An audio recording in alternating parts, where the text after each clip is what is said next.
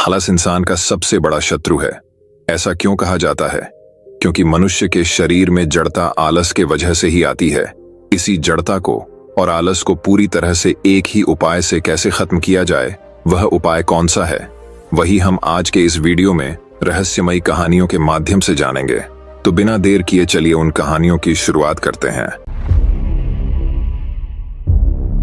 अभिशाप उसके ओंठों से इस पवित्र रविवार को बरबस निकल गया था। उससे वह डरी नहीं। इस समय तो वह क्रूर से क्रूर शाप और कठोर से कठोर बात कहने के लिए भी उद्यत थी। इस समय अगर उसकी बेटी उसे कहीं मिल जाती तो वह उसका झोंटा पकड़कर खींचती और उसकी खूब जी भरकर कुचली करती। यकायह जल्दी से उसने अपना शाल सिर पर ओढ़ा और घर से निकल पड़ी। वह दोनों को तलाश कर उनका अंत जो कर डालना चाहती थी। बिजली चमक गई और फिर बादल गड़गड़ाए। बिजली रह रहकर चमक उठती थी और बादल गरज गरज पड़ते थे। एक के बाद एक बिजली और भी तेजी और चमक के साथ आंखों को अंधा किए देती थी। एक के एक बाद एक और घोर गर्जन कान फोड़े डालता था। गांव वालों का भय भी बढ़ता ही जा रहा था। प्रायश्चित्त के रविवार को ऐसा विकराल गर्जन, बिजली की इतनी विकृत चमक, उफ, एकदम दानवी। सबके दिल कंपने लगे। सबकी आत्माएं ईश्वर से रक्षा के लिए प्रार्थना करने लग गई। लेकिन वृद्धा शैने को इसकी कोई खबर नहीं थी। आंधी ने उसकी आंखों को धूल से अंधा कर दिया। सिर की ओढ़नी चीर चीर कर दी। कमर से नीचे के कपड़े को उड़ा उड़ा कर उसे नंगा कर दिया। बालों की लटें बुरी तरह बिखरा दी। यहूदियों के यहाँ काम से विश्राम के लिए सप्ताह का अंतिम दिन, परंतु ईसाइयों का सप्ताह का प्रथम दिन, क्योंकि इसी दिन ईसा मसीह को सूली लगी थी।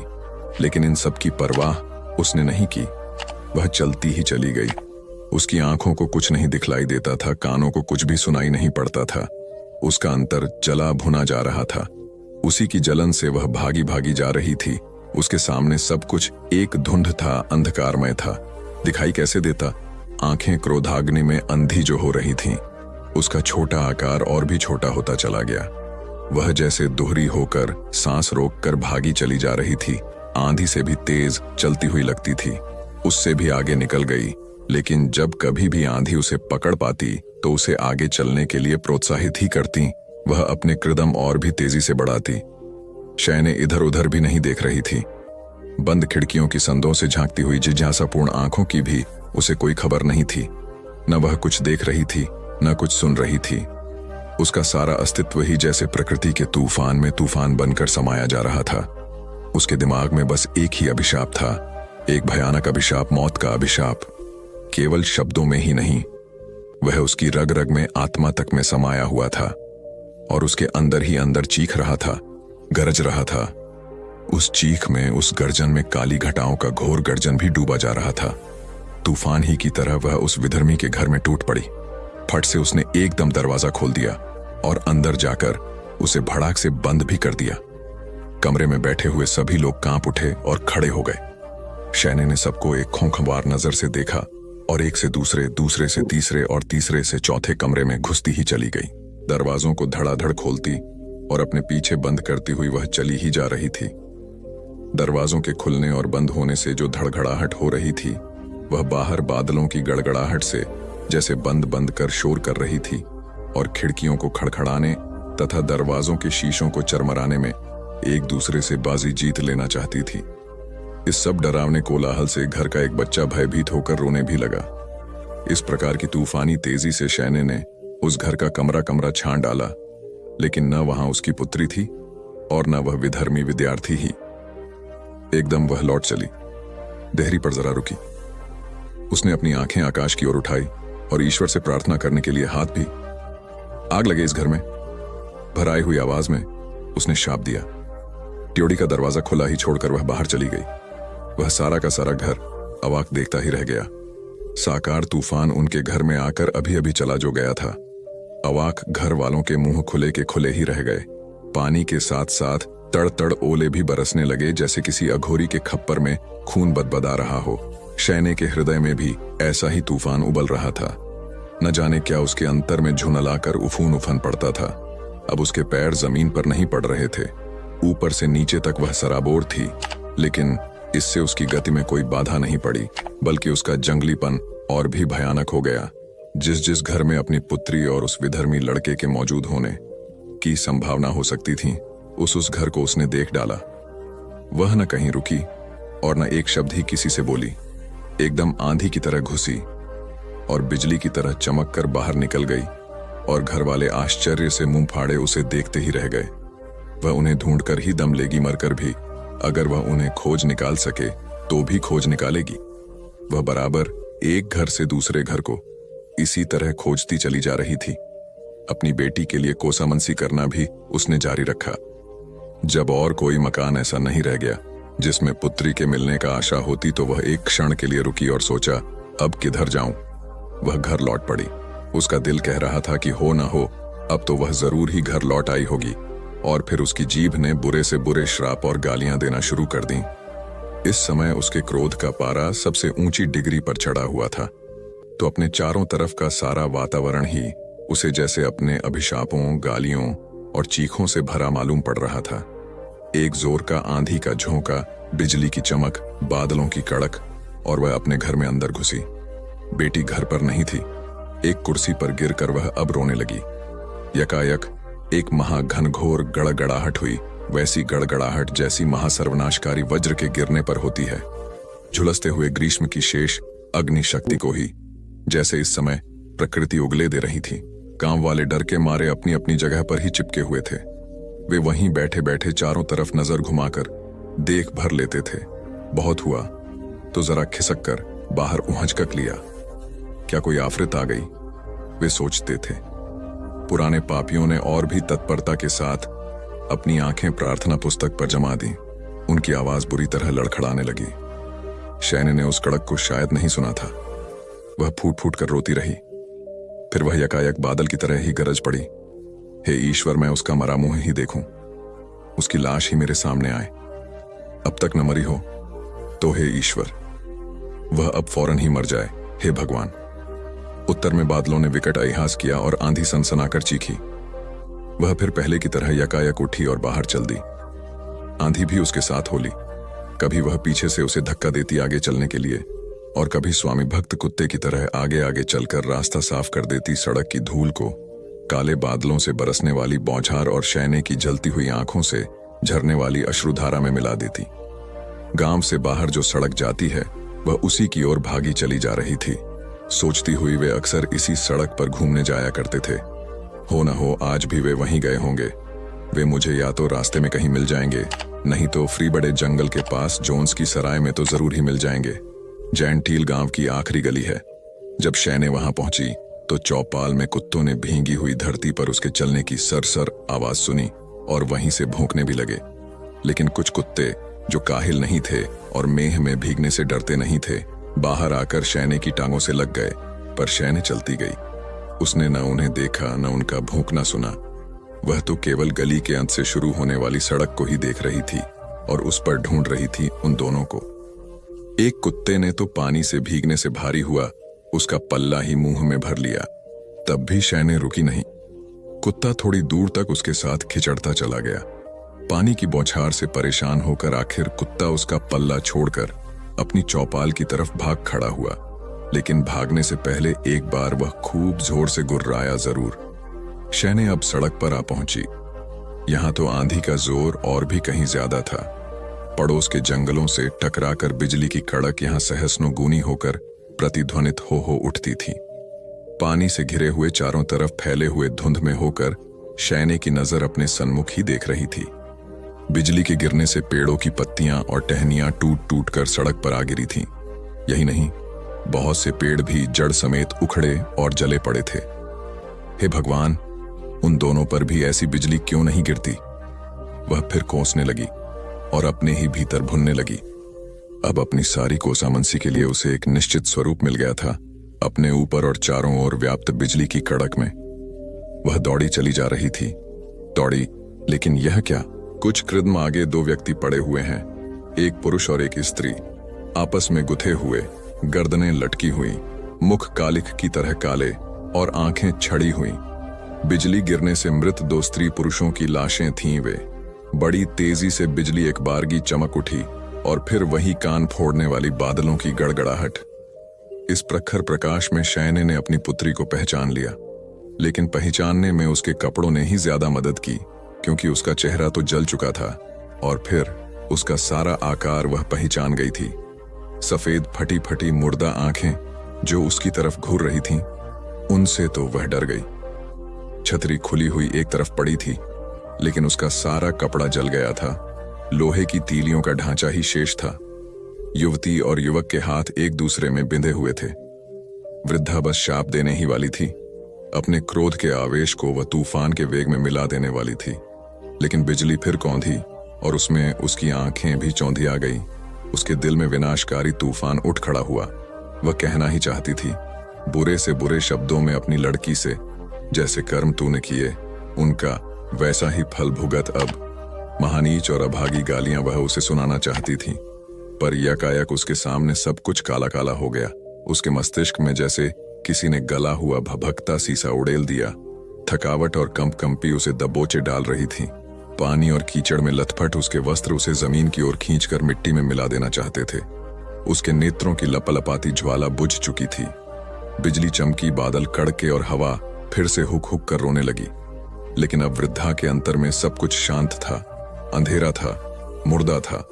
अपनी बेटी के शव पर वह झुक गई। अपनी कंपित बाहों में उसे कस लिया और एक हल्की सी ज्योति उसकी आंखों में चमक गई। जैने का रोम रोम कांप गया, दांती बजी और भर्राई हुई मरी आवाज में उसके ओंठ हिले। मेरी बेटी है ना, मेरी बेटी। अपनी भरी जवानी के दिनों से ही मैं उसे जानता था, क्योंकि वह मेरे पापा के जूते बनाया करता था। अपने बड़े भाई के साथ ही लंदन के वेस्ट एंड की एक गली में उसकी दुकान थी, जो 2 दुकानों को मित्राकर एक कर दी गई थी। आज वह दुकान वहां नहीं है, लेकिन उस जमाने में वह वेस्ट एंड की सबसे ज्यादा फैशनेबल दुकानों में से एक थी। उस दुकान की एक खास बात यह थी कि उसमें तड़क भड़क नहीं थी। उसके साइन बोर्ड पर यह नहीं लिखा था कि इंग्लैंड के राजवंश के लिए जूते यहीं बनते हैं। उस पर सिर्फ लिखा था उसका जर्मन नाम गैसलर ब्रदर्स, और सामने खिड़कियों में शो के लिए 10-5 जोड़ी जूते रखे थे। मुझे याद है कि इन जोड़ियों को देखकर मेरे मन में एक सवाल उठा करता था, आखिर ये इस तरह क्यों रखी हैं? क्या बेकार हैं? क्योंकि वह हमेशा ऑर्डर पाने पर ही जूते बनाता था, न कम न ज्यादा। जितनी जोड़ियों का ऑर्डर मिलता था उतनी ही बनाता था, और उनमें से कोई भी बच भी सकती थी। यह कल्पना से परे की बात थी, क्योंकि उसका बनाया हुआ जूता पैर में फिट न उतरे, यह असंभव था। तो फिर ये बेकार जूते अलमारी में क्यों रखे रहते थे? और यह भी नहीं हो सकता कि वे किसी दूसरे कारीगर के बनाए हुए हों, क्योंकि वह अपनी दुकान में चमड़े की एक पट्टी भी ऐसी देखना नहीं सहन कर सकता था जो उसने खुद न बनाई हो। उसके अतिरिक्त वे जूते निहायत खूबसूरत थे। एक जनाने पंप शू की जोड़ी ऑफ कैसी लोच थी उसमें, और वह पेटेंट लेदर की बनी हुई जोड़ी ऐसी चमचम करती थी कि देखकर मुंह में पानी भर आता था। और भी एक जोड़ी थी लंबे ब्राउन राइडिंग बूट की, जिसकी चमक में कुछ काली सी झलक दिखाई देती थी, जिससे यह मालूम होता था कि ये जूते हालांकि नए थे, पर जैसे 100 बरस से पहने जा रहे हों। कि ऐसे जूते वही बना सकता था जिसके सम्मुख जैसे जूते की आत्मा ही मूर्तिमती होकर खड़ी हो जाती हो। उन जूतों का सौंदर्य और कारीगरी ऐसी संपूर्ण थी कि मानो संसार के समस्त जूतों मात्र की आदर्श कल्पना ही उनमें सजीव सी साकार हो उठी हो। इस प्रकार की भावनाएं तो सचमुच मेरे मन में बात को ही उठी थी, लेकिन शायद 14 वर्ष की उम्र में जब पहले पहल मैं उसकी दुकान पर गया था, तभी से उसकी और उसके भाई की वह शान कुछ कुछ मेरे मन में समा गई थी, और तब से हमेशा आज तक याद रही है। क्योंकि जूते बनाना, ऐसे जूते बनाना जैसे कि वह बनाता था, जैसा तब मुझे बड़ा रहस्यमय और अद्भुत सा लगता था, वैसा ही आज भी लगता है। बस कुछ वर्ष बाद एक दिन की बात है, मेरा जवानी का जिस्म था और भरा हुआ पैर, जिसे दिखाते हुए मैंने उससे कुछ हिचकिचाकर कहा था, मिस्टर गैसलर, ऐसे सख्त पैर का जूता बनाना बहुत मुश्किल होगा ना? उसने उत्तर दिया, यह सख्त तो नहीं है बाबू। और यह कहने के साथ ही उसकी खिजाब से रंगी हुई दाढ़ी के लाल रंग में से एकाएक मुस्कान फूट पड़ी। उसकी दुकान में कोई ऐसे नहीं घुसता था जैसे कि मामूली तौर से और दुकानों में कि मेहरबानी करके जल्दी दीजिए, मुझे जाना है, किंतु वह कुछ ऐसी ही भावना से जैसे कि आदमी गिरजे में पैर रखता है। उसकी दुकान में काठ की एक ही कुर्सी पड़ी रहती थी, जिस पर ग्राहक आकर बैठ जाता था और इंतजार करता था, क्योंकि दुकान पर बैठता कोई नहीं था। किंतु शीघ्र ही खंदक सी अंधेरी और चमड़े की भीनी भीनी गंध से भरी हुई उस दुकान के ऊपर मचान से वह या उसका बड़ा भाई झांकता हुआ दिखाई पड़ जाता था। एक भराई हुई सी आवाज, लकड़ी के तंग जीने पर स्लीपरों की खर, और बस वह आपके सामने बिता कोट पहने, छुच कमर शुकाए सा, चमड़े का एप्रण बदन पर डाले हुए, जिसको बाहें ऊपर को मुट्ठी हुई है, आज मिचमिचाता हुआ मौजूद है। जैसे वह जूतों का ही कोई सपना देखकर उद्य हो, या जैसे उल्लू की तरह दिन का उजाला देखकर चौंक उठा हो और विघ्न पड़ने से झुंझला गए हों। और मैं पूछता हूं, क्या हालचाल है मिस्टर गैसलर? क्या मेरे लिए रूसी चमड़े का जूता बना सकोगे? बिना एक शब्द बोले वह दुकान के अंदर, जहां से बह आया था, वहीं फिर चला जाता है, और मैं वहीं काठ की कुर्सी पर बैठा बैठा उसके व्यापार की खुशबू सूंघता रहता हूं। कुछ मिनट बाद ही बह लौट आता है अपने हाथों में, जो पतले हैं और जिनमें नीली नीली नसें उभरी हुई हैं, सुनहरे भूरे रंग के चमड़े का एक टुकड़ा लिए हुए। इसी टुकड़े पर नजर गड़ाए वह कहता है, कितना खूबसूरत है। उत्तर में मैं कहता हूं, बेशक। वह फिर बोलता है, कब चाहता है तुम? मैं कहता हूं, ओह, जब तुम आसानी से दे सको। और वह जवाब देता है, अगले पखबारे में। कि तू अगर वह ना होकर उसका बड़ा भाई हुआ तो कहता, हम भाई से पूछ कर बताएगा। तब मैं उठकर चल देता हूं। अच्छा, धन्यवाद, गुड मॉर्निंग।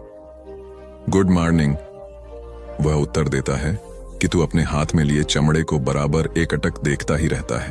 और जैसे ही मैं दरवाजे की तरफ चल देता हूं कि वह फिर अपने स्लीपरों की खटपट खटपट करता हुआ लकड़ी के तंग जीने से चढ़कर ऊपर अपने जूतों के स्वर्ग में पहुंच जाता है। लेकिन अगर कोई नए फैशन का जूता हुआ, जैसा कि उसने अभी तक नहीं बनाया है, तब वह जरूर कुछ तकुल्लुफ और कायदा बरतता था। मेरे पैर से जूता खुलवाकर जो उसके ही हाथ का बनाया हुआ होता, वह अपने ही हाथों में ले लेता, और उसे वह एक साथ ही स्नेह और समालोचना भरी बड़ी ममता की दृष्टि से निहारने लगता था, जैसे वह उसके उस सौंदर्य की कल्पना कर रहा हो जो इसे बनाते वक्त उसने इसमें भर दिया था, और साथ ही इस पर भी रोष और दुख प्रकट कर रहा हो कि इसके पहनने वाले को जूता पहनने की तमीज नहीं है, और उसने उसकी कारीगरी की बिल्कुल रेड मार दी है। फिर पतले कागज के एक टुकड़े पर वह मेरा पैर रखवाता और 3 या 4 बार अपनी घिसी घिसाई पेंसिल से उसे उतारता। जब उसकी कांपती हुई उंगलियां मेरे पंजे को छूकर निकलती, तो मुझे ऐसा लगता था जैसे वह मेरी ठीक ठीक आवश्यकता के अंतर तक को टटोल लेना चाहती है। मैं वह दिन कभी नहीं भूलूंगा जब मैंने उससे यह कहने का अवसर पाया था, जानते हो मी गैसलर, वह जूता जो तुमने टहलने के लिए पिछली बार बना कर दिया था, सो छटक गया। यह सुनकर वह मेरी तरफ कुछ देर तक अवाक देखता रह गया और कोई उत्तर नहीं दिया, जैसे वह मुझसे कह रहा हो, यह हो ही नहीं सकता, अपनी शिकायत वापस लो या फिर बात ठीक ठीक बतलाओ। कुछ देर बाद उसने उत्तर दिया था, चटकना तो नहीं चाहिए था, लेकिन फिर भी चटक गया। बिना अच्छी तरह पहने तुमने उसको पानी में भिगो दिया होगा, नहीं तो यह बात तो नहीं हुई। यह सुनकर उसने अपनी पलकें नीची कर लीं, जैसे वह सोच रहा हो, कौन से झूठे थे वे। किंतु मुझे फिर बड़ा अफसोस हुआ कि मैंने व्यर्थ ही यह सब कहकर इस बेचारे का दिल दुखा दिया। तो उनको वापस कर दो, वह बोला, हम फिर देखेगा। जब अपने जूतों के चटक जाने से मेरा ही दिल पसीज उठा, तब मैं यह अच्छी तरह अनुमान कर सका कि मी गैसलर को, जिसने कि उसे इतने अरमानों से बनाया है, कितना दुख हुआ होगा, और वह उसके विषय में जानने के लिए कितना व्यग्र होगा। कुछ झूठे, उसने कहा, पैड़ा ही खराब होते हैं। अगर तुम्हारा झूठा हमारे से ठीक नहीं हो सकेगा तो हम उसका सब दाम वापस कर देगा। कबार की बात है कि मुझे एक नया जूता जल्दी ही चाहिए था, इसलिए मैंने एक बड़ी दुकान में जाकर खरीद लिया। एक दिन यूं ही अनजाने में उसे पहनकर मी गैसलर की दुकान में चला गया। उसने मेरे जूतों का ऑर्डर तो ले लिया, लेकिन कोई चमड़ा नहीं दिखाया। उसकी आंखें मेरे फैक्ट्री के बने हुए नए जूते पर गड़ी हुई थी। आखिर उसे रहा न गया, कहने लगा, ये झूठा टो हमने नहीं बनाया है। उसके स्वर में क्रोध नहीं था, दुख नहीं था, घृणा नहीं था, रोष भी नहीं था, फिर भी उसमें कोई ऐसी तीव्र मूक प्रताड़ना अवश्य थी जिससे मैं सन्न हो उठा। इसके बाद उसने मेरे बाएं पैर के जूते की एक जगह, जो फैशन की खातिर कुछ खूबसूरत बनी हुई थी, अपनी उंगली से दबा दी और कहा, तुमको यहां काटता है, यह बड़ा बड़ा दुकान अपने इज्जत का भी ख्याल नहीं करता, बिल्कुल रही। इसके बाद और भी बहुत सी कड़वी कड़वी बातें वह कह गया, जैसे उसके अंदर की कोई घुटन बांध तोड़कर निकल चली हो। आज पहली बार मैंने उसके मुंह से जूतों के व्यापारी की खराब हालत और मुसीबतों के बारे में कुछ सुना था। वह बड़ा बड़ा कंपनी विज्ञापन से पैदा करता है, अपने माल का अच्छाई से नहीं, अपनी मेहनत से नहीं। इसी का नतीजा है कि अब हमारे पास काम बिल्कुल नहीं है और दिन दिन कम होता जाता है। और आज उसके सजुर्रियोंदार चेहरे पर मैंने ऐसी ऐसी भावनाएं देखी जिन पर पहले कभी ध्यान नहीं दिया था। विकट संघर्ष और उसकी कड़वाहट, जिनमें वह वर्षों से पिस पिस कर मर पिच कर काम कर रहा था, और आज ही मुझे उसकी लाल दाढ़ी में सफेद बालों के गुच्छे दिखाई पड़े, जिनमें उसकी सारी व्यथा क्रंदन कर उठी। जैसे भी हो सका मैंने उसे यह समझाने की कोशिश की कि किन किन मजबूरियों की वजह से मैंने वे जूते खरीद लिए थे, पर उसकी मुद्रा और स्वर मेरे दिल पर अपना ऐसा असर कर गए कि थोड़ी ही देर में मैंने उसे कई जूतों का ऑर्डर दे दिया। वे जोड़े तैयार हो गए और निमिसेस भी हार गई उनसे। घिसाई ने भी उनसे हार मान ली। उफ, पहले जूतों से भी ज्यादा वे चले और 2 बरस तक, सच ही, फिर जूते बनवाने के लिए उसके पास जाना नहीं पड़ा। लेकिन एक दिन जब गया भी तो देखा कि उसकी 2 दुकानों में एक पर किसी दूसरे नाम का साइन बोर्ड लगा था। हाँ, वह भी जूते वाला था और राजकुटुंब के लिए जूते बनाता था, और वहां बाहर खाली खिड़की में अपनी शान की निराली जूतों की वे 3-4 जोड़ियां भी नहीं थीं। दुकान अकेली रह गई थी, इसलिए और भी अंधेरी, छोटी और खाई की तरह मालूम पड़ रही थी। चमड़े की गंध भी घनीभूत हो गई थी, पर वह काठ की कुर्सी अब भी वैसे ही पड़ी थी। मैं जाकर उस पर बैठ गया, लेकिन जितनी देर लगा नहीं करती थी, आज उतनी देर बाद ऊपर से एक शक्ल ने झांका और फिर अपने उन्हीं स्लीपरों से काठ के तंग जीने पर खटपट खटपट करता हुआ आखिर मेरे सामने वह आ ही खड़ा हुआ और जंग लगी कमानी में से मुझे घूरते हुए पूछा, मिस्टर, है ना? हाँ हाँ, मैं ही हूं, मैंने हिचकिचाकर कहा। पर मिस्टर गैसलर, आपके जूते तो तोड़े नहीं टूटते, देखो ना, इसकी अभी सूरत भी नहीं बिगड़ी है। कहकर मैंने अपना पैर आगे बढ़ा दिया। उसने मेरे जूतों पर एक नजर डाली। हाँ, उसने कहा, पर लोग तो अच्छा झूठा नहीं चाहता है। उसकी कड़ी नजर और शिकायतों से बचने के लिए मैंने जल्दी से पूछा, लेकिन तुमने अपनी दुकान का यह क्या हाल कर डाला है? उसने शांति से उत्तर दिया, बहुत खर्च होता था, क्यों तुमको झूठा चाहिए?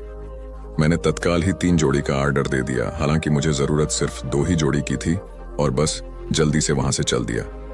लेकिन मैं ठीक नहीं कह सकता कि उसके मन में यह कैसे धारणा पैदा हो गई कि मेरे हृदय में उसके प्रति या स्वयं उसके प्रति इतनी नहीं जितनी कि उसके जूतों के आदर्श के प्रति कोई विरोध भावना है। लेकिन मैं समझता हूं कि कोई भी इस प्रकार सोचना नहीं चाहता होगा, क्योंकि जब मैं कुछ दिनों पहले एक बार गया था, तब मुझे याद है कि मैंने सोचा था, होगा भी, पर मैं उस बेचारे को कभी नहीं छोड़ सकता, ऐसे तो सब चलता ही है। हो सकता है कि वह उसका बड़ा भाई रहा हो, पर मैं जानता था कि उसके बड़े भाई में इतनी हिम्मत नहीं थी कि वह मेरी तरफ चुप रहकर भी आंखें निकाल सकता। इसलिए यह देखकर मुझे कुछ संतोष सा हुआ था कि दुकान में उसका बड़ा भाई ही था, जो फिर एक चमड़े का टुकड़ा हाथ में हिलाता हुआ आया। कहो मिस्टर गैसलर, अच्छे तो हो? मैंने पूछा। हाँ, अच्छा तो हूं, उसने उत्तर दिया, पर हमारा बड़ा भाई मर गया, और तब मैंने समझा कि अरे, यह तो वह नहीं है, किंतु अब कितना बूढ़ा और ढल्ला हुआ लगता है ये भी। पर इससे पहले मैंने कभी उसे अपने भाई के बारे में कुछ कहते नहीं सुना था।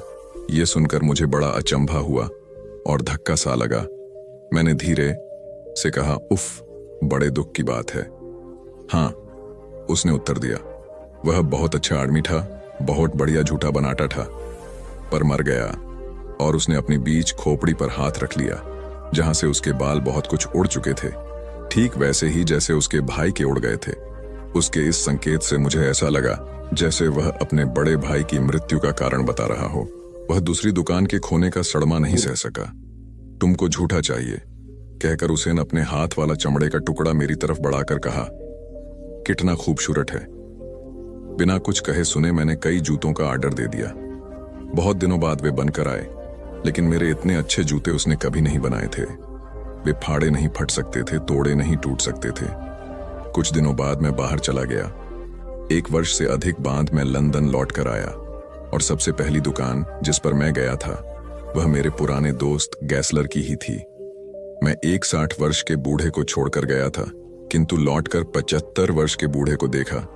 विदीर्ण, क्लांत और प्रकंपित। इस बार तो उसने मुझे सचमुच नहीं पहचाना। मैंने दुखित होकर कहा, मिस्टर गैसलर, ओह, तुम्हारे वे जूते तो बहुत ही बढ़िया निकले। देखो ना, मैं लगातार यही जूता बाहर सफर में पहने रहा और अभी तो देखो ये आधे भी नहीं घिसे हैं, है ना? काफी देर तक वह मेरे जूते की तरफ टकटकी लगाए देखता रहा। वही जूते तो थे जो रूसी चमड़े के बने हुए थे, और उसकी मुद्रा स्थिर और गंभीर हो गई। उसने मेरे टखने के पास जूते पर हाथ रखकर कहा, क्या यहां पर यह फिट है? मुझे याद है कि इन्हें बनाने पर हमको बहुत मुसीबत पड़ा था। मैंने विश्वास दिलाया, नहीं नहीं, बिल्कुल फिट है। तुम्हें झूठा चाहिए? हम बहुत जल्दी बना देगा, खाली हाथ बैठा है, कुछ काम नहीं है। मैंने कहा, हाँ हाँ, मुझे सब तरह के जोड़े चाहिए। हम नई तरह का झूठा बना देगा। तुम्हारा पैर बड़ा है ना? कहकर उसने बड़े धीरे धीरे मेरे पैर का नाप कागज पर पेंसिल से खींचा और इस बीच में सिर्फ एक बार मेरी तरफ मुंह उठाकर कहा, क्या हमने तुमको बतलाया कि हमारा भाई मर गया? उसका शरीर हड्डियों का कंकाल मात्र रह गया था। उसे देखकर मन को बड़ी वेदना होती थी, इसलिए मैं जल्दी से वहां से चल दिया। एक दिन शाम को जब नए जूतों की पार्सल आ गई तो मैंने रूसी चमड़े वाले जूते उतार दिए। मैंने पार्सल खोला और 4 जोड़े निकालकर एक पंक्ति में रख दिए। फिर एक एक करके मैंने उन्हें पहनना शुरू किया। इसमें कोई शक नहीं था कि इतने अच्छे चमड़े के इतने बढ़िया जूते उसने कभी नहीं बनाए थे। एक जोड़े में मैंने उसका बिल रखा हुआ पाया। जूतों की कुल कीमत उतनी ही थी जितनी वह मामूली तौर से हमेशा लिया करता था, परंतु उसने कुल कीमत फौरन ही मांगी थी। यह जानकर मुझे बड़ा ताज्जुब हुआ, क्योंकि पहले तो वह तीसरे महीने से पहले कभी बिल नहीं भेजता था। मैं तत्काल नीचे उतर कर गया और एक चेक काटकर तुरंत ही अपने हाथ से ही उसे लेटर बॉक्स में डाल आया। एक सप्ताह बाद जब मैं उसकी दुकान वाली गली में होकर जा रहा था तो मैंने सोचा कि चलो मिस्टर गैसलर से कह दूं कि इस बार तुम्हारे जूते सबसे बढ़िया रहे। लेकिन जब मैं उसकी दुकान के सामने पहुंचा तो मैंने देखा कि वहां से उसके नाम का साइन बोर्ड गायब था, लेकिन खिड़की में अब भी वही जनानी जोड़ी पेटेंट लेदर के पंप शू और काले राइडिंग बूट जैसे के तैसे रखे थे। मैं एकदम चिंतित हो उठा और अंदर पहुंचा। वे 2 छोटी दुकानें मिलकर फिर एक बड़ी दुकान हो गई थी।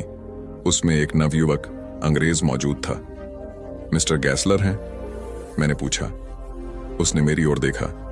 उसकी दृष्टि में कुछ विचित्र सी विनय और शीलता थी। नहीं जनाब, उसने जवाब दिया, लेकिन मैं आपकी खिदमत में हाजिर हूं, जो हुक्म हो करें। यह दुकान अब हमने पूरी ले ली है। आपने हमारा नाम पहले बराबर वाली दुकान पर देखा ही होगा। हम कुछ बहुत बड़े बड़े रईस आदमियों के लिए जूते बनाते हैं। हाँ हाँ ठीक है, मैंने कहा, पर मिस्टर गैसलर कहाँ हैं? ओ, उसने जवाब दिया, वह तो मर गए, लेकिन अभी पिछले बुध को ही तो उन्होंने मेरे पास ये नए जूते बनाकर भेजे हैं। हाय, उसने कहा, बड़ी दर्दनाक कहानी है। बेचारे भूखों मर गए।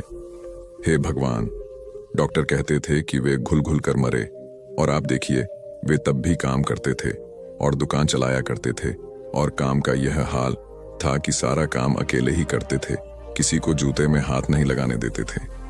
एक ऑर्डर पर ही इतना वक्त लगा देते थे कि बेचारा ग्राहक ऊब जाता था।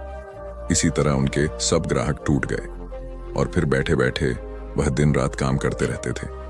मैं कह सकता हूं कि सारे लंदन शहर में उनसे अच्छा जूता कोई नहीं बनाता था और न कभी बना सकता है। लेकिन कंपटीशन को तो देखो कितना जबरदस्त है। पर वह अपना माल कभी एडवर्टाइज नहीं करते थे। सबसे बढ़िया चमड़ा लगाते थे और सारा काम अपने ही हाथ से करते थे, और उसी का यह नतीजा है। इससे और ज्यादा क्या उम्मीद की जा सकती है? लेकिन भूखों मर, यह बात कुछ शायरी हो सकती है जैसी कि कहावत है, लेकिन मैं खुद भी जानता हूं कि वह आखिर दम तक अपने जूतों से ही चिपटे ना रहे। मैं उन्हें दिन रात काम करते देखा करता था। मैंने उन्हें कभी वक्त से खाना खाते नहीं देखा, सोते नहीं देखा। कभी एक छद्दाम उनके घर में नहीं रही। रात में तापने के लिए आग भी नहीं नसीब होती थी उन्हें। इतने वर्षों तक वे कैसे जिंदा रहे, मुझे तो यही ताज्जुब है। पर जनाब, वह आदमी एक ही था। उसकी सानी का जूता बनाने वाला दूसरा कारीगर लंदन में नहीं है। हाँ, मैंने भारी मन से कहा, वह बहुत बढ़िया जूते बनाते थे। इतना ही कहकर मैं फौरन मुड़ा और दुकान से बाहर चला गया, क्योंकि मैं उस नौजवान को अपनी आंखों के आंसू दिखाना नहीं चाहता था। बिल्कुल नया शहर, जान न पहचान, न खाने के लिए जेब में पैसा और न रात बिताने के लिए 3.5 हाथ जगह ही पतझड़ के मौसम में ऐसी थी एक दिन मेरी हालत। जिन जिन कपड़ों के बगैर काम चल सकता था, सो मैंने सब एक एक करके पहले 3-4 दिन में बेच डाले और फिर शहर के उस भाग की ओर चला जहां जहाजों के खड़े होने का अड्डा था। इस स्थान का नाम था ईस्ते। जहाजों के चलने के लिए अनुकूल मौसम में ईस्ते मजदूरों के कठोर जीवन के कोलाहल से जैसे उफूनता रहता है, परंतु वह अब सुनसान और वीरान था क्योंकि अक्टूबर का महीना समाप्त हो चला था। गीली रेतीली भूमि पर मेरे पैर मुझे किसी तरह घसीटे ही लिए चले जा रहे थे और उसे क्रेद कुरेद कर कैसे भी खाने के टुकड़े की तलाश में लगे थे, और मैं भरपेट भोजन पा जाने की आशा में सूने मकानों और गोदामों की खाक छान रहा था। आज की सभ्य दुनिया में हमारे पेट की भूख की अपेक्षा दिमाग की भूख आसानी से मिट जाती है। आप सड़कों पर चक्कर काटते हैं, बड़ी बड़ी आलीशान इमारतें देखते हैं जो बाहर से तो खूबसूरत हैं ही और अंदर से भी होंगी ही। उन्हें देखकर आपके दिल में भवन निर्माण कला, सफाई तथा आरोग्य और अक्लमंदी से भरे हुए अनेक विषयों पर बड़े बड़े ख्यालात उठते हैं। निहायत सफाई और सलीके से पहने ओढ़े शरीफ लोग आपको राह चलते दिखाई देते हैं, जो बड़ी होशियारी से आपकी अपनी असली बुरी हालत को देखकर भी नहीं देखते और शाइस्ता तौर से आपसे नजर बचाकर चल देते हैं। खैर, जो कुछ भी हो, लेकिन भूखे आदमी का दिमाग पेट भरे आदमी के दिमाग से कहीं ज्यादा दुरुस्त और ताकतवर होता है, और ऐसी हालत में भी आप नंगे भूखों के हक में कुछ काम की जरूरी बातें सोच शाम बढ़ती चली आ रही थी, और पानी तो बरस ही रहा था। उत्तरी हवा तेजी से चल रही थी। खाली दुकानों और डुटियल झोपड़ों में से वह सनसना कर निकल जाती और सराय की पुती हुई खिड़कियों से जा टकराती। रेतीले तट पर शोर करके छपछपाती हुई तरंगें उत्तरी हवा के इस भयानक झोंके के कोड़े की मार खाकर जैसे बिलबिलाकर फेन उगलने लगती। उन तरंगों के ऊंचे उठे हुए सफेद हिस्से एक दूसरे के पीछे भागते हुए घुंध की तरफ चले जा रहे थे और आपस में भिड़ भिड़ जाते थे। मालूम होता था कि कहीं नदी को सर्दी आने का पता लग गया था, और इस डर से कि बर्फ की सर्द और क्रूर बेड़ियां यहीं आज ही रात में उसे बांध न लें, वह बेतहाशा भागी चली जा रही थी। आसमान अंधेरा था, बादल जम गए थे, धड़ाधड़ बरसने वाले पानी की एक बूंद भी नहीं दिखाई देती थी। एक उल्टी हुई डोंगी जो अंधड़ द्वारा खूब झकझोरे गए बेंत की जड़ से बंधी हुई थी, मेरे चारों तरफ फैली हुई प्रकृति की इस मौत की सी भयानकता को और भी बढ़ा रही थी। यह उल्टी हुई डोंगी और झकझोरे गए पेड़, सारा का सारा दृश्य वीरान और सुनसान था, मौत की तरह मरा हुआ और डरावना, और आसमान के आंसू रोके न रुकते थे। सब कुछ उजड़ और म्लान, निर्जीव। केवल मैं ही जीता था, लेकिन मेरे लिए भी सर्दी मौत बनकर निगलने के लिए खड़ी थी। तब मैं 18 बरस का था। कितनी प्यारी अवस्था होती है यह। और उस ठंडी और गीली रेती पर मैं चलता ही चला गया। कंप कंप पीले मेरे दांत बज रहे थे, जैसे भूख और ठिठुरन का स्वागत कर रहे हों। मैं कुछ खाने की तलाश में बड़ी सतर्कता के साथ एक खाली पेटी को खखोड़ था कि एकाएक उसके पीछे मुझे पानी से तरबतर एक औरत अपने झुकते हुए कंधों को मजबूती और मोह से पकड़े हुए जमीन से चिपटती दिखाई पड़ी। मैं जाकर उसके पीछे खड़ा हो गया और देखने लगा कि वह कर क्या रही है। उन पेटियों के नीचे, रेती के नीचे रेती में वह अपने हाथों से ही गड्ढा खोद रही थी। मैं उसके और नजदीक सरक आया और बोला, यह क्या कर रही हो? वह चीख पड़ी और हड़बड़ाकर खड़ी हो गई। भय से फटी हुई अपनी बड़ी बड़ी भूरी आंखों से वह मुझे देख रही थी, और मैं अपने सम्मुख देख रहा था एक समवयस्क सुंदर लड़की, किंतु उसके मुख पर 3 नीले दाग थे जिन्हें दुर्भाग्यवश उसके सौंदर्य को कम कर दिया था। यद्यपि वे बड़े अच्छे ढंग के साथ पड़े थे, 2 छोटे दाग उसकी दोनों आंखों के नीचे थे और जरा बड़ा तीसरा दाग बिंदी की जगह माथे पर था। इस प्रकार की तरतीब किसी ऐसे ही कलाकार की करतूत थी जिसका काम केवल मनुष्य के सौंदर्य को बिगाड़ना ही हो। उस लड़की ने मुझे देखा और देखती रही। डर उसकी आंखों से धीरे धीरे दूर हो गया था। उसने रेत को अपने हाथों से झाड़कर सिर की सूती ओढ़नी संभाली, बैठ गई और तब बोली, तुम भी शायद खाने की फिराक में हो। अच्छा, तो फिर खोदना शुरू करो, मेरे तो हाथ थक गए हैं। वहां उसने एक और झोपड़ी की तरफ उंगली उठाते हुए कहा, रोटी जरूर होगी और तरकारी भी, उस दुकान में अब भी काम होता है। मैं खोदने लगा। वह जरा देर खड़ी मुझे देखती रही, फिर मेरे पास बैठकर मुझे मदद देने लगी। हम चुपचाप खोदते गए। इस समय मैं नहीं कह सकता कि उस वक्त मैंने जाब्ता, फौजदारी, सदाचार, पराया माल और भी बहुत सी इसी किस्म की बातों को, जिन पर अकूलमंद और तजुर्बेकार आदमियों की राय में जिंदगी के हर एक कदम को उठाने से पहले गौर करना चाहिए, जरा भी सोचा विचारा था। सच्चाई के नजदीक से नजदीक रहने की वजह से मैं यह जरूर कहूंगा कि खुदाई करने में मैं इतना व्यस्त था कि मुझे इसके सिवाय कि उस पेटी में नीचे क्या होगा, दुनिया की किसी भी अन्य बात का ध्यान उस वक्त नहीं था। सांझ घनी हो गई और उसके साथ ही खाकी चिपचिपाता और ठंडा कोहरा भी घना होता चला गया। लहरें पहले से कहीं ज्यादा शोर के साथ सरसरा रही थीं। उन पेटियों के ऊपर पानी की धारें ज्यादा जोर के साथ पड़ने लगी थीं और कहीं दूर पर पहरे वाले ने अपना पहरा भी शुरू कर दिया था। बहकती हुई सी उसकी आवाज सुनाई पड़ जाती थी कभी कभी। इसकी तली भी है या नहीं? मेरी सहायिका ने कोमल स्वर में पूछा। मेरी समझ में नहीं आया कि वह किसके विषय में पूछ रही है, इसलिए मैं चुप रहा। मैं पूछती हूं कि इस पेटी की गहराई की कोई थाह भी है? अगर है तो हम उसे पाने की बेकार कोशिश कर रहे हैं। हम इस तरह से खाई खोद रहे हैं जिसकी तह पर हमें खाली तख्तों के सिवाय शायद और कुछ न मिले। फिर हम उन्हें इतने नीचे घुसकर हटाएंगे कैसे? इससे तो अच्छा यही है कि ताला तोड़ दो। ताला बिल्कुल रही है। औरतों के दिमाग में अच्छे ख्यालात जरा कम उठा करते हैं, परंतु उठा जरूर करते हैं, और मैंने अच्छे ख्यालातों की हमेशा कुद्र की है और जहां तक हो सका है उनको काम में लाने की कोशिश भी। मैंने ताला टटोला और पा लेने पर उसे झटकना शुरू किया। जरा देर में ही वह खुलकर चोट खाए सांप की तरह बिलबिलाता हुआ एक तरफ जा पड़ा। पेटी का चौखूंटा ढक्कन खुल गया। इस पर वह धीमे प्रशंसात्मक स्वर में बोली, तुम तो बिल्कुल पत्थर जैसे हो। आज स्त्री के मुंह से मुझे रत्ती भर तारीफ भी पुरुष की ढेर सारी चापलूसी के मुकाबले में ज्यादा प्यारी लगती है, चाहे वह चापलूसी प्राचीन और अर्वाचीन सभी महान व्याख्यानदाताओं की सम्मिलित कला से भी उत्तम क्यों न हो। लेकिन तब मैं लड़कियों का जरा कम ख्याल करता था, इसीलिए उस वक्त मैंने अपनी साधिन की प्रशंसा पर कोई ध्यान देना तो अलग रहा। प्रत्युत कड़ाई और परेशानी के साथ पूछा, क्या बात है? बड़े मलिन स्वर में उसने हमारी प्राप्ति का ब्यौरा देखना शुरू। 9 टोकरी भर बोतलें मोटी मोटी, 1 छतरी, 1 लोहे का बर्तन, लेकिन यह सब तो खाए नहीं जा सकते थे। सो मैं रही सही आशा भी खो बैठा था कि वह बड़े ललचाए स्वर में बोल उठी, आहा, मिल गया। क्या? रोटी जरा गली हुई है, लो। एक रोटी मेरे पैरों के पास आकर गिर पड़ी और उसके बाद मेरी साहसी साथिन भी। लेकिन तब तक मैं एक कौर काट चुका था।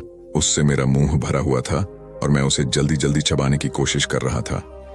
वहीं, लाओ जरा सी मुझे भी दो, और हमें अब यहां ठहरना नहीं चाहिए, लेकिन हम जाएंगे कहां? उसने प्रश्न सूचक दृष्टि से चारों ओर देखा। चारों ओर अंधेरा ही अंधेरा, पानी पानी और डरावरा। देखो, वहां एक उल्टी डोंगी पड़ी है, चलो वहीं चलें। अच्छा तो चलो। और हम लोग चल दिए, अपनी लूट को मुंह भर भर कर जल्दी जल्दी खाते हुए। पानी और भी जोर से बरसने लगा। नदी की गड़गड़ाहट भी बढ़ रही थी। कहीं न कहीं सीटी की एक लंबी, तेज, उपहास सी करती हुई आवाज आती मालूम पड़ रही थी, मानो वह कोई महान व्यक्ति, जिसे ईश्वर कहते हैं और जो किसी से नहीं डरता, समस्त सांसारिक संस्थाओं की, इस पतझड़ की, क्रूर वायु की और हमारी हंसी उड़ा रही हो। और इस सीटी को सुनकर मेरा दिल दर्द से कराह उठा, किंतु तब भी मैं लालच से खाए ही चला गया। और इस मामले में मेरे बराबर बाईं तरफ चलती हुई मेरी साथिन लड़की ने पूरी तरह मेरा साथ दिया। नहीं जानता क्यों मैं उससे पूछ बैठा, तुम्हारा नाम क्या है? खूब चबर चबर खाते हुए उसने छोटा सा उत्तर दिया, नाताशा। मैंने उसे तन्मयता से देखा। मेरे अंतर में कड़ी पीड़ा उठी और फिर मैंने अपने सामने और चारों तरफ फैले हुए धुंध में आंखें गड़ा दी। मुझे लगा कि मेरा दुर्भाग्य मुझ पर एक रहस्य भरी, क्रूर और रूखी हंसी हंस रहा है। डोंगी के तख्तों पर पानी मूसलाधार पड़ रहा था और अंदर बूंदों की आवाज बड़ी धीमी धीमी आ रही थी। इस धीमी मृदुल ध्वनि ने मेरे मन में निराशा और दुख से भरे विचार जागृत कर दिए। नाव की तली के तख्ते कुछ ढीले होने की वजह से हवा के जोर से खड़खड़ा रहे थे। इस खड़खड़ से बड़ी अशांति हो रही थी और जी बैठा जा रहा था। नदी की उत्ताल तरंगें तट पर जैसे दुख के थपेड़े खा खा कर जीवन की आशा खोकर सर पटक रही थीं। वे जैसे अपनी मलिनता को, निर्जीवता को सदैव के लिए मृत्यु की गोद में सुला देना चाहती थीं। जैसे वे असह्य बोझ से आक्रांत और शिथिल होकर खींच उठी हों और जिससे वे अब छुटकारा पाकर कहीं दूर जाने की प्रबल लालसा कर रही हों। फिर भी उन सब दुखों का, निराशाओं का, आभारों का और मलिनताओं का रोना रोने में उन्हें शांति मिलती थी, सुख मिलता था। यह भी आवाज लहरों की छपछपाहट में मिल गई। डोंगी के ऊपर से एक लंबी सर्द आह आती मालूम हुई, वह अनंत थकित आह, जैसे पृथ्वी ने ग्रीष्म से शरद तक के ऋतु परिवर्तन से आहत और क्रांत होकर खींची हो। फेनिल नदी और उसके सुनसान किनारे पर झंझावात बहता ही रहा अपने मातमी गीत गाते हुए। डोंगी के नीचे हमें कृतई आराम नहीं मिल रहा था। जगह तंग और सीली हुई थी। डोंगी की तली में नन्हे नन्हे सुराखों से पानी टपक रहा था और उन्हीं में से होकर हवा भी ठंडी तीर सी आ रही थी। हम चुपचाप बैठे ठंड से ठिठुर रहे थे। मेरी तबीयत सोने को कर रही थी। नातशा डोगी की दीवार से चिपटकर बैठे रही और गुड़ी मुड़ी होकर गेंद की तरह हो गई। नीले निशानों की वजह से उसकी वे आंखें सूखे हुए मुख पर बहुत बड़ी बड़ी मालूम हो रही थीं। वह हिली न डुली और चुप ही रही। मुझे डर लगने लगा। मेरे जी में आया उससे बोलूं, लेकिन बात किस तरह शुरू करूं ये समझ में नहीं आता था। फिर वही बोली, जीवन कितना भयानक शाप है। उसने एकदम सीधे सीधे कह डाला, लेकिन उसके स्वर में अनमनापन था और था आत्मविश्वास। उसका यह कथन जीवन के प्रति उसकी कोई शिकायत नहीं थी। इन शब्दों में इतनी उपेक्षा थी, इतनी अन्यमनस्कता थी कि वे शिकायत तो कहे ही नहीं जा सकते। शिकायत करने में अपना एक लगाव रहता है। नादशाह की भूली आत्मा ने जैसे समझा, कह डाला और अपने सीधे सादे विचार से जो निष्कर्ष उसने निकाला था वह प्रकट कर दिया। मैंने उसके कथन का विरोध नहीं किया, क्योंकि मुझे डर था। राजा के यहां बुद्ध का जन्म हुआ। पिता ने ज्योतिषियों को बुलाकर भविष्य पूछा। उन्होंने कहा, या तो यह सम्राट होगा और या तो यह साधु होगा। एक तरह से देखा जाए तो सच्चा सम्राट भीतर से साधु ही होता है। जब ज्योतिषियों की भविष्यवाणी राजा ने सुनी तो वे घबरा गए कि मेरा बेटा साधु हो जाए, ऐसा ठीक नहीं होगा। राजा ने पूछा, कोई उपाय बताए, क्योंकि मैं चाहता हूं कि राजा का पुत्र राजा ही बने। ज्योतिषियों ने कहा कि इसका लालन पालन व पूरा जीवन बड़ी सावधानी में बिताना होगा। अर्थात आपका पुत्र सिद्धार्थ कभी किसी बूढ़े व्यक्ति को न देखे, कभी किसी बीमार व्यक्ति को न देखे और कभी किसी मरे हुए व्यक्ति को न देखे। जब तक ऐसा होगा तब तक वे राजा ही बने रहेंगे। अगर ऐसा नहीं हुआ तो वे साधु बन जाएंगे। राजा शुद्धोधन ने अपने पुत्र सिद्धार्थ के लिए बढ़िया से बढ़िया, बड़े बड़े महल, अच्छे से अच्छा भोजन, दास दासियां और खाने पीने के सामान आदि वस्तुओं के ढेर लगा दिए। पिता ने पुत्र को सुख सुविधाओं में इतना उलझा दिया कि उसे बाहर का संसार याद ही नहीं आया। शुद्धोधन ने समझ लिया कि अब इतने सुखों के आगे साधु बनने का प्रश्न ही उपस्थित नहीं होता। वे निश्चित हो गए। राजा शुद्धोधन ने बिल्कुल पक्की व्यवस्था कर रखी थी कि उनका पुत्र सिद्धार्थ जीवन में कभी भी वृद्ध, बीमार और मृतक व्यक्ति को देख न सके, क्योंकि वे अपने पुत्र को खोना नहीं चाहते थे। सिद्धार्थ का जीवन ऐश्वर्य और सुख सुविधाओं में बीत रहा था। उनके जवान होने पर एक सुंदर कन्या यशोधरा से उनका विवाह हो गया। विवाह हो जाने पर शुद्धोधन की आधी चिंता मिट गई। अब तो शादी हो गई, अब कहां जाएगा? अब तो मेरा पुत्र बंधन में बंध गया है। अब उसके कहीं जाने का सवाल ही नहीं उठता। 1 वर्ष बाद बेटे का भी जन्म हो गया। उसका नाम राहुल रखा गया। अब राजा शुद्धोधन को बिल्कुल पक्का विश्वास हो गया कि अब यह कहीं नहीं जा सकता। एक दिन सिद्धार्थ ने कहा कि पिताजी, आज तक मैंने कभी अपनी राजधानी नहीं देखी। आपकी आज्ञा हो तो आज देख आऊं। राजा ने कहा, हाँ हाँ, अवश्य जाओ, अपना शहर देख कर आओ। एक सारथी को भी साथ में भेजा गया कि जाओ राजकुमार को राजधानी घुमा फिरा कर लाओ। फिर भी राजा ने चाक चौबंद इंतजाम कर रखा था कि कहीं चूक ना हो जाए। सिद्धार्थ के लिए राजधानी के प्रमुख मार्ग खूब सजाए गए थे, पर घूमते घूमते सिद्धार्थ ने थोड़ा उलटा मार्ग ले लिया। वे उस मार्ग से गुजरने लगे जहां पर तैयारी नहीं थी, और आज उनको बहुत आश्चर्य हुआ जब पहली बार उन्होंने एक बूढ़े आदमी को देखा, कमर झुकी हुई, पूरी चमड़ी में झुर्रियां पड़ी थीं। वह परेशानी और दुख से बेहाल था। उसकी चाल बहुत धीमी थी। बूढ़े की झुकी हुई कमर को देखकर सिद्धार्थ को एक झटका लगा और सारथी से उन्होंने पूछा, क्या एक दिन मैं भी बूढ़ा हो जाऊंगा? सारथी ने कहा, हाँ राजकुमार, हर व्यक्ति के जीवन में 3 अवस्थाएं आती हैं, बचपन, जवानी और बुढ़ापा। एक दिन तुम भी बुढ़ापे की अवस्था में जाओगे। हे राजकुमार, यह संसार का नियम है, चाहे गरीब हो या अमीर, सबका शरीर शिथिल अर्थात बूढ़ा होता है। राजकुमार सोच में पड़ गया। सारथी ने रथ को आगे बढ़ाया तो कुछ दूरी पर एक बीमार व्यक्ति मिला जो रोगों से घिरा हुआ था। उस पीड़ित व्यक्ति को देखकर राजकुमार का मन बहुत ही दुखी हुआ। राजकुमार ने पूछा, इसको क्या हुआ है? सारथी ने कहा, यह व्यक्ति बीमार है, इसलिए यह कराह रहा है। इस संसार में दुख और सुख दोनों हैं। यह अपने अपने भाग्य की बात है कि कोई दुखी है और कोई सुखी है। क्या मैं भी कभी बीमार हो सकता हूं? सारथी ने कहा, आप यह विचार अभी छोड़ दें। समय बड़ा बलवान होता है। ये सारी बातें कर्मों पर निर्भर करती हैं। चाहे राजा हो या रंक, सुख दुख सब पर आते हैं। अगर शरीर में कोई रोग आना है तो वह आएगा। ये सब सुनकर राजकुमार सोच में पड़ गया। सारथी ने रथ को कुछ आगे बढ़ाया तो सामने से 4 कंधों के ऊपर एक अर्थी को जाते हुए देखा। राजकुमार ने ऐसा पहली बार देखा था। उसने सारथी से पूछा, यह क्या है? यह आदमी मर गया है, यह मुर्दा है। जो व्यक्ति मर जाता है उसको बांकर श्मशान भूमि में ले जाते हैं, फिर वहां पर उसे जला दिया जाता है। राजकुमार ने कहा, क्या सबको मरना पड़ता है? हां, सबको मरना पड़ता है। यह मृत्यु लोक है। जो जन्म लेता है उसे कभी ना कभी अवश्य ही मरना पड़ता है। तो इसका मतलब यह हुआ कि ठीक इसी तरह से एक दिन मुझे भी मरना होगा। मेरी देह भी मुर्दा होगी और मुझको भी 4 कंधों पर उठाकर ले जाया जाएगा। मुझको भी ऐसे ही रस्सियों से बांधा जाएगा। मेरे भी आगे पीछे घर के सदस्य रोएंगे, तड़पेंगे और जिस संसार को मैंने इकट्ठा किया है वह सारा का सारा मुझसे छूट जाएगा। इसका मतलब यह हुआ कि क्या एक दिन मैं भी मर जाऊंगा? क्या एक दिन यशोधरा भी मर जाएगी? क्या एक दिन मेरा राहुल भी मर जाएगा? सारथी ने कहा, हाँ राजकुमार, एक दिन मैं भी मरूंगा, आप भी मरेंगे, यशोधरा भी मरेंगी और राहुल भी मरेगा, क्योंकि यह सब मरने के लिए ही पैदा होते हैं। उस रात सिद्धार्थ सो न सके। सोचने लगे कि क्या संसार में इतना दुख है, रोग है, बुढ़ापा है और ऐसे में मैं खा पी कर कैसे जी सकता हूं? नहीं नहीं, ऐसा मुझसे नहीं हो सकता।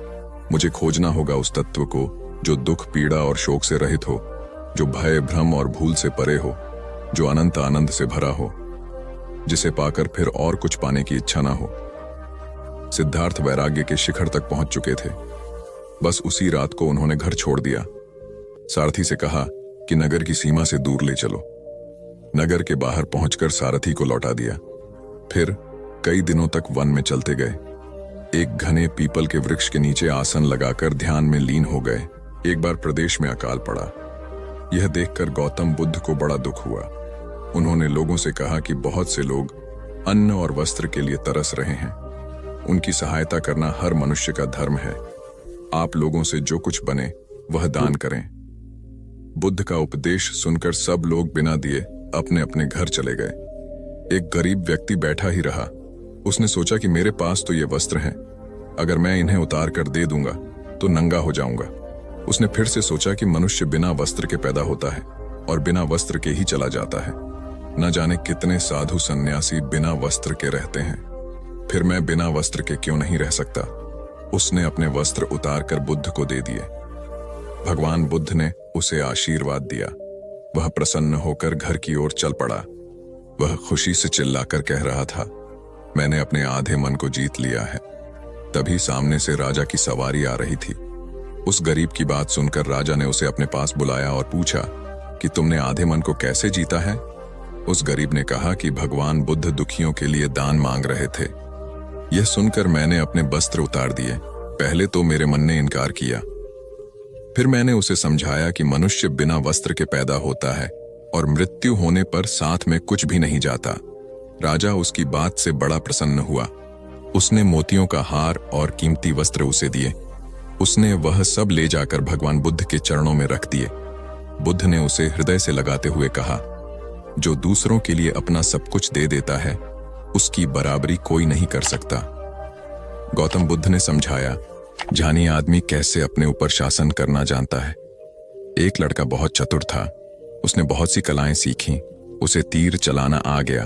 वह नाव खेने लगा और बढ़िया से बढ़िया मकान बनाना सीख गया। उसके बाद वह घर लौटा। बड़े घमंड से वह लोगों से कहता, इस दुनिया में मेरे मुकाबले का कोई नहीं है। मैं सब कुछ जानता हूं। गौतम बुद्ध ने यह देखा तो सोचा, इसे शिक्षा देनी चाहिए।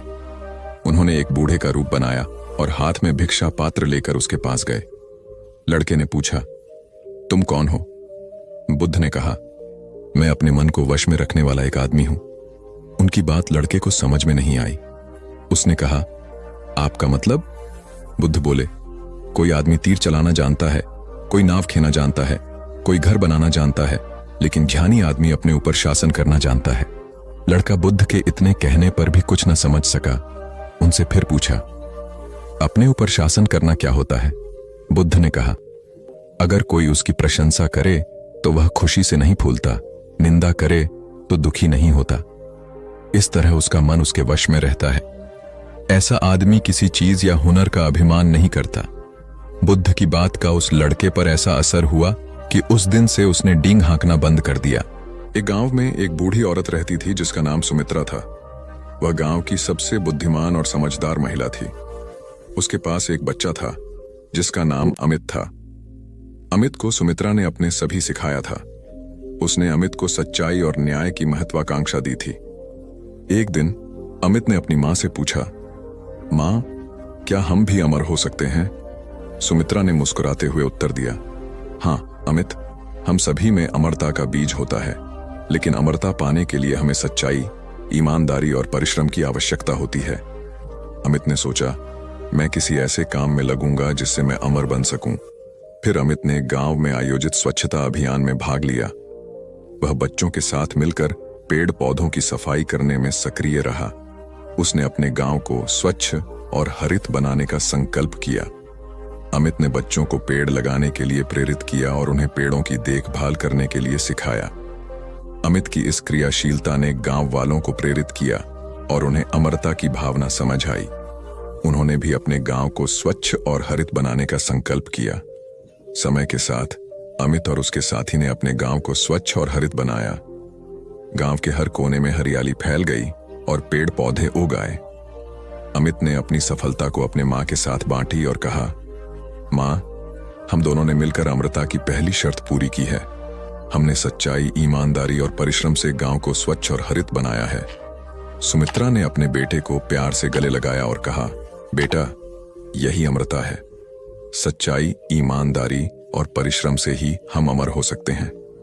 एक समय की बात है, महान आत्मज्ञानी और धर्मगुरु गौतम बुद्ध गाया के निकट वन में ध्यान और तपस्या कर रहे थे। उनके शिष्यों ने भी उनके साथ रहकर उनसे धर्म ज्ञान प्राप्त करना था। एक दिन एक युवक गाया के पास आया और उनसे धर्म ज्ञान के बारे में पूछा। गौतम बुद्ध ने उसके प्रश्न को ध्यान से सुना और फिर उसे एक छोटी सी कहानी सुनाई। एक बार एक गांव में एक गरीब व्यक्ति ने बहुत संघर्ष के बाद एक बड़ी धन संपदा प्राप्त की।